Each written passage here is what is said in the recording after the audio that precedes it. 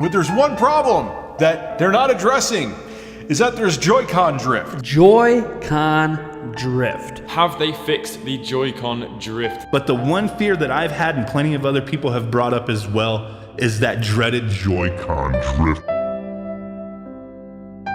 Now that everything's calmed down a little bit, let's really talk about what we know for fact. And because there was a lot of really peak panic and stuff around July last year. There's a class action lawsuit and all this kind of stuff. Joy-Con drift sucks. And I know this is a subject that's been talked about a lot, especially over the last year, but I want to talk about it just one more time because a couple of reasons. First off, I think we're finally starting to calm down a little bit over the kind of main panic that was happening last year. Not that Joy-Con drift is not a serious issue, it's just that there was definitely a time in mid-2019 where we were kind of hitting peak, and we're calming down about that a little bit now. We can just talk about it a little more objectively.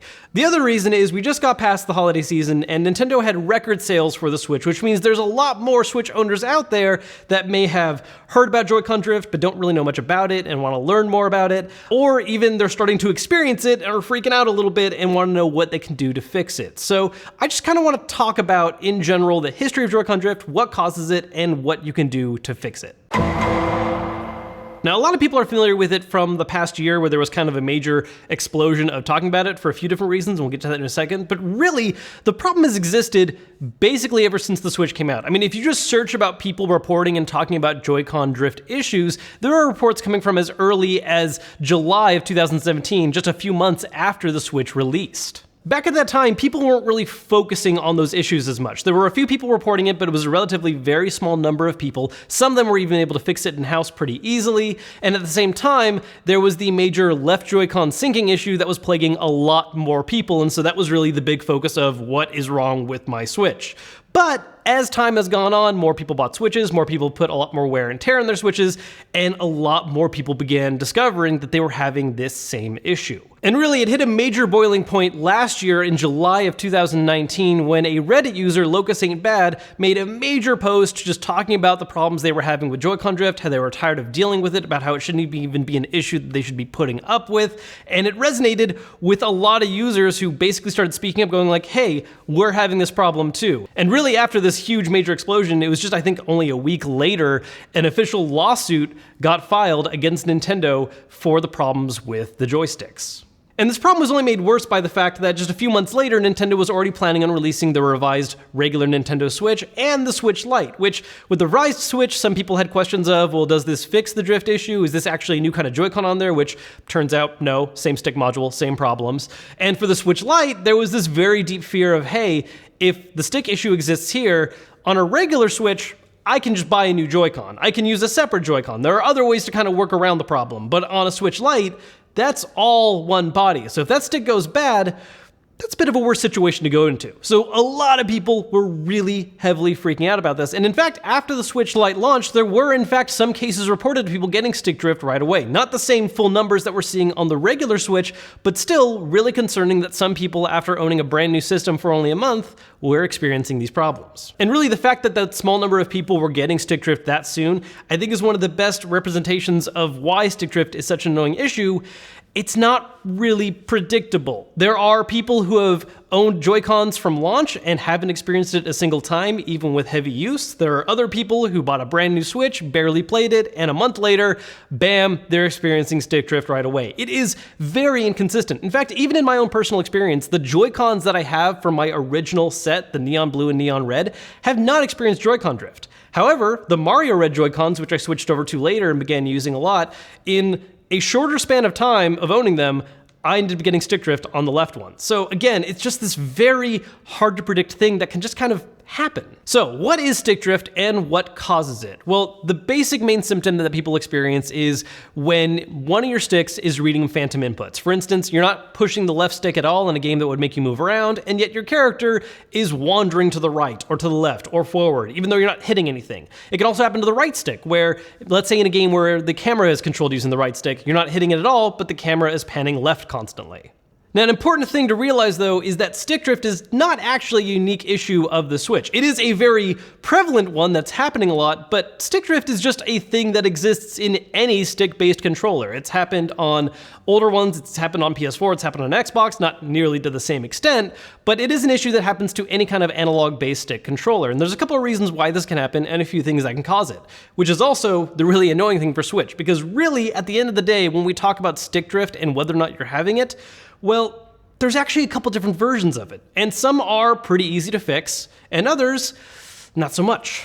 So, what should you do if you start experiencing Joy-Con drift? Well, before we go into any of the kind of self-fixes you can do, keep in mind that Nintendo has, at least more recently, been very open about just taking care of the problem if you're experiencing it. In the US and other select countries, even if you're past warranty, they will fix Joy-Con drift free of charge. Now, if you don't want to have to deal with waiting for those Joy-Cons to ship and come back, or you're not in a country that has that kind of service, sadly, there are some things you can do on your own. And again, there are multiple things that can cause Joy-Con drift, and depending on what they are, it can be a pretty simple fix, or it could be something that's a little more intensive. So, the first thing you should do if you're experiencing Joy-Con drift at all is a quick recalibration test. Now, this is an answer that's a little annoying to some people that have actually dealt with like the more serious version of Joy-Con drift, because oftentimes it'll be just people shouting, yeah, just recalibrate, just recalibrate. This is something that can fix it sometimes though, because really one of the causes of kind of just a light form of Joy-Con drift is just a problem with the sensors and the firmware. So a really easy way to see if that's all it is going into the settings of your Switch, go down to the controller section, scroll down there, and there'll be an option to calibrate your control sticks. There will be this little test you run through where you move the stick around to make sure that it's reading the center point correctly, that's reading all the directions right, and if that's all the issue really is, then thankfully that should fix it. Now, if this doesn't fix the drift, the next step up is that it could just be dirt and dust buildup inside of the stick head. And in fact, a lot of the really early reported cases of Joy-Con drift were oftentimes this, and while it's a little more annoying to fix than the recalibration test, it's still not anything too intensive. The main thing you really need to worry about is just cleaning out the inside of the stick head. And there's a lot of different remedies that people have come up with for ways to do this. The most common answer is just to get a can of compressed air and just really get the little nozzle in there and spray on the inside of the stick as much as you can. There's actually a little tiny rubber flap on the base of the stick. So if you turn it and then lift right there and just kind of shove the compressed air in there, that's how you can push it out. Another popular solution I've seen to this when it comes to just cleaning is instead of relying on compressed air, you can also make use of a cleaning solution. One of the most popular uses is an isopropyl alcohol.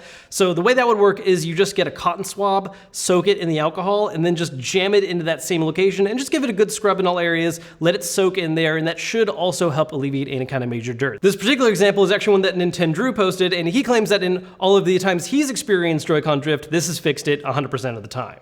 Hey, Future Kevin here. So one other idea I forgot to mention for cleaning that I find really funny, and I just love that someone thought of this. I don't know if it's as effective as the other methods, but again, I just think it's an amazing idea. I found this on Reddit posted by a user by the name of Kath91, and the idea is that one other way you can literally shake loose a lot of the dirt and grime is by using the Find My Controllers option on the Switch's settings menu in order to just make a Joy-Con constantly vibrate as long as you can, and while you're doing that, move the stick around, and that should displace some of the dirt and dust that's in the way. Now, if at this point you're still experiencing Joy-Con drift, then we're getting into a slightly more serious problem that actually has to do with the inside of the stick module itself. One of the first people I actually saw report on this issue was Spawnwave, who took the time to actually take apart the inside of one of his Joy-Cons that was drifting, and on the inside where there's a magnetic strip layer that's used for reading stick movements, he found that repeated long-term use had caused some of that magnetic strip to chip away and actually strip off some of it. So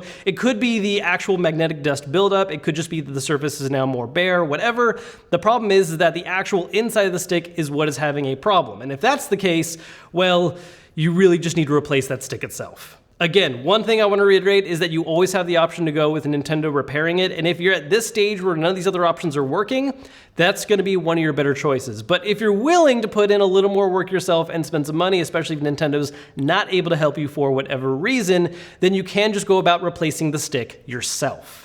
This is actually something that I learned to do myself kind of accidentally because I spent a bunch of time tearing down and re-putting together Joy-Cons in order to try different shell exchanges, because that was a really big fad in the early Nintendo Switch years, and it was just some really cool designs you could do. But part of kind of building that skill set is if you need to, it's really not that difficult to take a Joy-Con apart, remove the stick module, and put a different one in its place, either from another stick that works because you have that, or you can order a replacement one online for about $10. I'm not going to walk you through the entire teardown. There's a lot of videos that are a lot slower and take their time to make sure you see what to do in what steps, but the idea is that if you want to take the time to take apart a Joy-Con and switch out the stick yourself, it's not that bad. One of the obvious limitations of this particular fix is that it only works in a situation where it's regular Joy-Cons that are having stick drift issues. If you are one of the unlucky folks to have a Switch Lite and experience stick drift, that's a little more difficult because, again, it's a full unibody design. I have seen people do full teardowns of the Switch Lite itself in order to replace the stick. That is an option, but it is a lot more involved than a regular Joy-Con would be. Now, if you're watching this and freaking out that you might have to actually deal with this at some point because you just got a brand new Switch and you're worried about it, here's the thing. It's really inconsistent how often this happens. Yes, there are a lot of reported cases with older original Switch Joy-Cons, and there have been some reported cases with Switch Lites, but like I was saying at the start of this video, it is extremely inconsistent. I have had Joy-Cons that I have used for years, and they have not had any drift issues whatsoever, and I've had other ones where in just the span of a few months, it can happen. My main point is that if you have a Switch and you're really worried about this, but it hasn't happened to you yet, just keep enjoying your games, okay? It is a almost seemingly random occurrence to experience it, and if you do, there are ways to fix it and address the issue, and hopefully you're just not one of the people that's in that situation where your only option is to send it in. Now, of course, none of this is a free pass for Nintendo on this issue. This is a widespread problem that I really want to see them address outside of just honoring warranties. I want to see some kind of redesigned Joy-Con that maybe just fixes it, or even just some kind of silent refresh. Drop a like if you want to see that happen. And if the Switch Pro is real, which we've been hearing a lot of rumors about, and I just did some recent coverage on, make sure to check that out, link down below. Hopefully, that's one of the many things it addresses.